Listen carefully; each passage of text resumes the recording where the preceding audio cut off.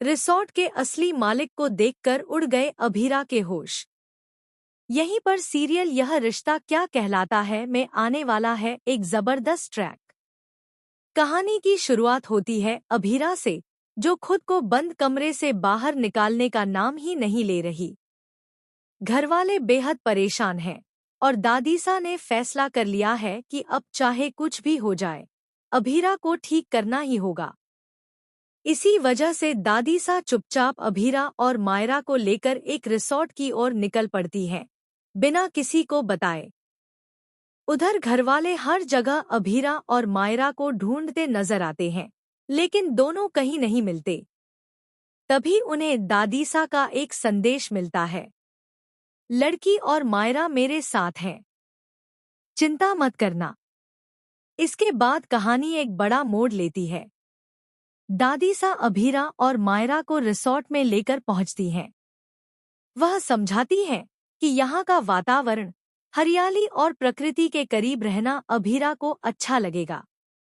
जैसे ही अभीरा रिसॉर्ट में कदम रखती है, उसे एक अजीब सा अपनापन महसूस होता है। चारों ओर फूलों और हरियाली को देखकर उसका मन कुछ समय के लिए हल्का हो जाता है। तभी दादीसा रिसेप्शन पर जाकर कमरा बुक करने लगती हैं और अभीरा को वहीं खड़े रहने को कहती हैं। इसी दौरान अभीरा की नज़र रिसॉर्ट की दीवार पर टंगी एक तस्वीर पर जाती है। वह तस्वीर किसी और की नहीं, बल्कि अप्सरा और अभिमन्यु की होती है। अपनी माँ की तस्वीर देखकर अभीरा हैरान रह जाती है। उसके मन में कई सवाल उठने लगते हैं। तभी रिसॉर्ट की असली मालकिन मंजरी की एंट्री होती है। बेटा, क्या ढूंढ रही हो? मंजरी पूछती है। जैसे ही अभीरा पलटती है, मंजरी की आंखों में अप्सरा की झलक नजर आती है। यहीं से कहानी और भी ज्यादा इमोशनल हो जाती है।